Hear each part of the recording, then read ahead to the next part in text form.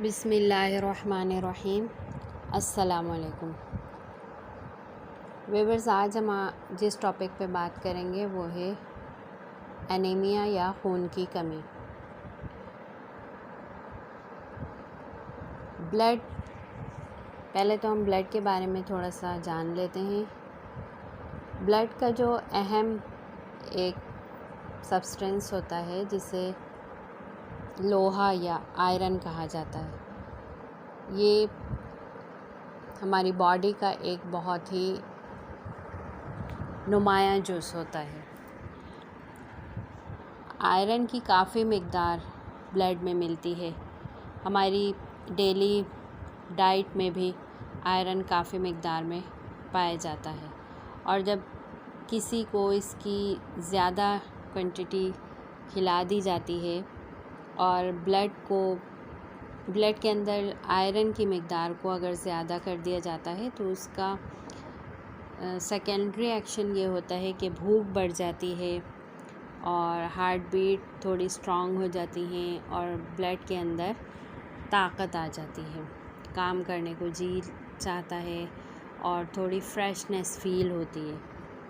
Iron ज़्यादातर blood पे effect करता है और इसके अंदर ऑक्सीजन को एब्ज़ॉर्ब करने में मदद देता है। इसके अंदर मौजूद जो आरबीसीज़ होते हैं उनको बढ़ाता है, जिसकी वजह से ब्लड का रंग रेड हो जाता है। ये स्पेशली कमी खून की जो मरीज़ होते हैं उनमें इस्तेमाल होता है। ये जो कैफ़ियत होती है एनीमिया की या खून की कमी की, चाहे वो ब्लड के किसी भी तरह के डिसऑर्डर या ज़ाया होने की वजह से हो, जैसे एक्सीडेंट वगैरह में ज़ाया हो जाता है, या पीरियड्स में फ़ीमेल में ज़ाया होता है, जैसे किसी को मेटॉर्जिया या एक्सेस ब्लीडिंग की बीमारी होती है, या हवा, रोशनी और ग़िज़ा की कमी से जो कमज़ोर कर देने वाली बीमारियां होती हैं उनकी वजह से हो। आयरन या लोहा इन सब बीमारियों में एक बेहतरीन दवा मानी जाती है।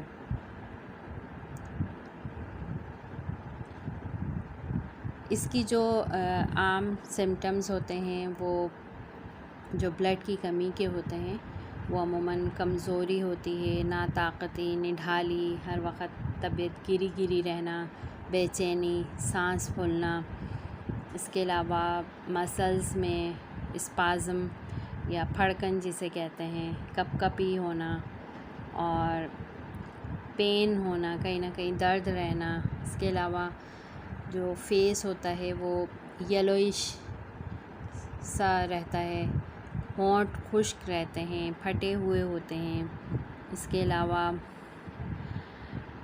सर, चेस्ट या फेस के किसी भी हिस्से में कहीं ब्लड का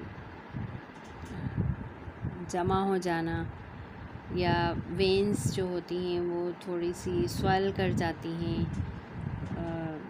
इसके अलावा जलन होती है, नींद का सही ना आना, बेख्वाबी जिसे कहा जाता है।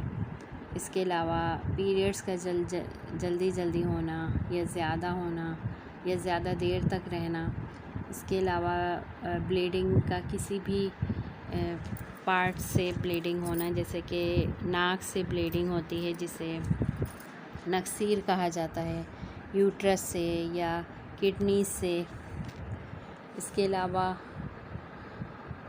स्किन जो है वो उसमें डिस्टर्बेंस पैदा हो जाती हैं, और जो हमारी डाइट होती है वो एक्टिव नहीं रहती है, यानी कि वो बॉडी को वो तवानाई और वो चीज़ें मुहैया नहीं करती जो कि एब्ज़ॉर्बेंस के बाद जो मिलनी चाहिए, जिसकी वजह से वेट भी कम हो जाता है। तो ये सारी अलामात होती हैं। इसके अलावा कॉन्स्टिपेशन है, कब्ज़ है, धड़कन है, खांसी है, मुंह पर कील मुहासे होना और गोमड़ निकलना, मस्से। इसके अलावा इनफर्टिलिटी यानी बांझपन मर्दों में या औरतों में, इसका भी बहुत अहम कॉज़ ब्लड की कमी होता है। यानी ब्लड की कमी बहुत सारी बीमारियों का पेश ख़ैमा साबित होती है। तो इसलिए मेन चीज़ है ब्लड की कमी। अगर किसी भी बीमारी के साथ आपको ये मसला भी है तो ब्लड की कमी का भी साथ साथ आपको इलाज करना चाहिए। ब्लड की कमी से अगर इलाज होता है इसके साथ साथ तो काफ़ी सारे मसले हल हो जाते हैं और फिर वो कॉज भी दूर हो जाता है जिसकी वजह से आपको मेन प्रॉब्लम हो रही है। लिकोरिया भी ब्लड की कमी से अक्सर होता है।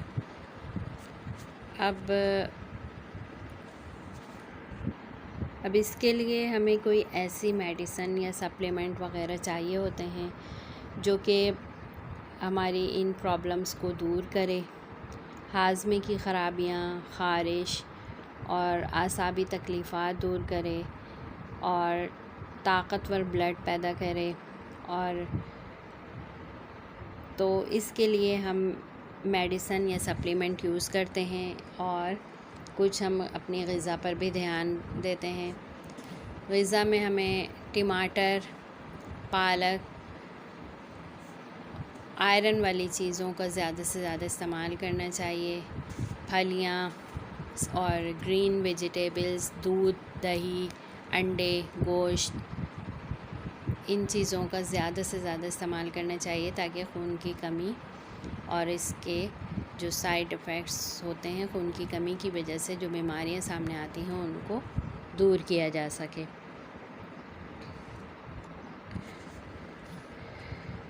जब ये बीमारियां दूर होने लगती हैं या ब्लड की कमी दूर होने लगती है तो हमारी बॉडी में एक इम्यूनिटी सिस्टम में इजाफ़ा होता है, भूख बढ़ती है, कब्ज़ का सिस्टम ठीक होता है, हाज़मे की ख़राबियाँ ठीक होती हैं और फेस पर भी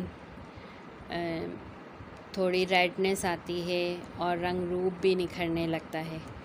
फेस भी थोड़ा कलर भी फेयर हो जाता है और स्किन भी बहुत अच्छी हो जाती है। और इसके अलावा आपका माइंड भी कुछ अच्छा सोचने लगता है और आपको सब कुछ अच्छा लगने लगता है।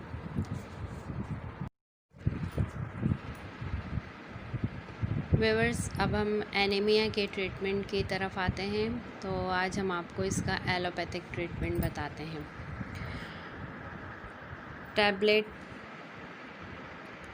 वाइडेलिन 1 रोज़ाना नीम गर्म दूध के साथ रात को सोते वक्त लेनी है। टैबलेट फॉलिक एसिड 1 रोज़ाना सुबह में नीम गर्म दूध के साथ लेनी है। इसके साथ साशे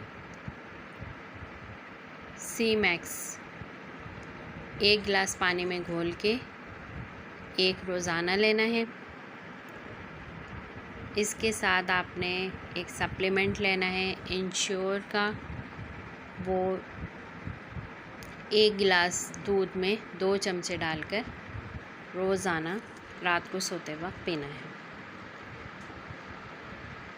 ये तमाम मेडिसिन आपने 1 हफ़्ता 7 दिन इस्तेमाल करनी है। उसके बाद मुझे अपने फ़ीडबैक से आगाह करना है। नेक्स्ट फिर मैं आपको बताऊंगी कि अब आपने कौन सी मेडिसिन या किस तरह यूज़ करनी है। अपनी दुआओं में हमें याद रखिएगा, घर पर रहें, अपना ख़याल रखें और हमें दुआओं में याद रखें। मिलते हैं फिर नेक्स्ट वीडियो के साथ इंशाल्लाह। अल्लाह हाफ़िज़।